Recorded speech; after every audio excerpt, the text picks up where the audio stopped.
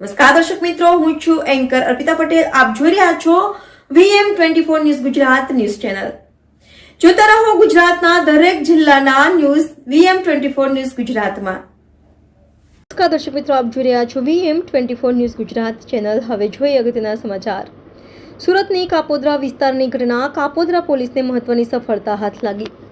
લોકોને કામ માટે બોલાવી અવાવરૂ જગ્યાએ જઈ ચપ્પુ બતાવી લૂંટ લેનાર આરોપી ઝડપાયા. જાહેરાતમાં નંબર જોઈ કામકાજ માટે લોકોને બોલાવતા પોલીસે ફરિયાદના આધારે બે ઇસમોને ઝડપી પાડ્યા હતા. આ આરોપીઓ વિરુદ્ધ અલગ અલગ પોલીસ સ્ટેશનમાં અનેક ગુના. એક આરોપી ગુસ્સી ટોકના ગુનામાં ઝડપાયો છે. હાલ આરોપી જામીન પર છૂટ્યો છે, ત્યારે જ આચર્યું કારસ્થાન. બંનેની પૂછપરછમાં અન્ય ખુલાસા થાય તેવી શક્યતા. Reporter Arpita Patel, VM24 news Gujarat, Surat. Kapodra police station ખાતે એક લૂંટનો ગુનો ડિટેક્ટ થયેલો છે.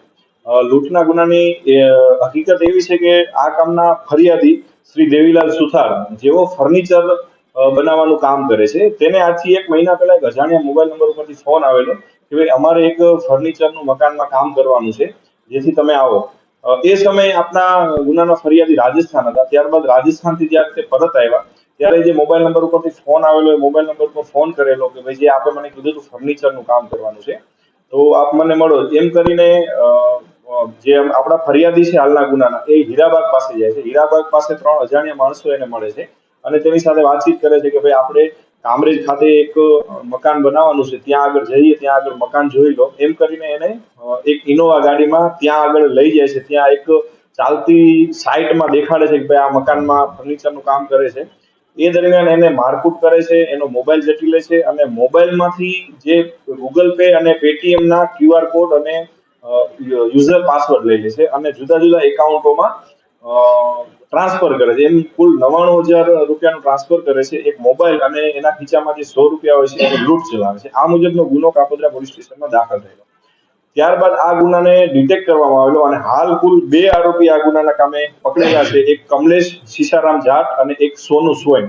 આ બંને આરોપીની ખૂબ જ ગુનાહિત ઇતિહાસ ધરાવે છે. જે મુખ્ય આરોપી છે કમલેશ, એના ઉપર રાજસ્થાનમાં ફાયરિંગનો ગુનો દાખલ થયેલો છે. લાલગેટ પોલીસ સ્ટેશનમાં 307નો ગુનો દાખલ થયેલો છે. તડીપાર પણ થયેલો છે. અને જે બીજો આરોપી છે સોનુ સ્વાઈન, એના વિરુદ્ધ ચોક બજાર પોલીસ સ્ટેશનમાં ડબલ મર્ડરનો ગુનો દાખલ થયેલો છે અને ગુજસીટોક હેઠળ પણ એના વિરુદ્ધ કાર્યવાહી થઈ છે અને હાલ એ ગુજસીટોકના ગુનામાં જામીન ઉપર છૂટેલો છે અને આ ગુનાને અંજામ આપ્યો છે. આ બંને આરોપીઓની કાયદેસર ધરપકડ કરેલ છે અને ત્રીજો આરોપી જે અમદાવાદનો છે તેને શોધવા માટે પણ પોલીસની ટીમ અમદાવાદ ખાતે જતી રહી છે.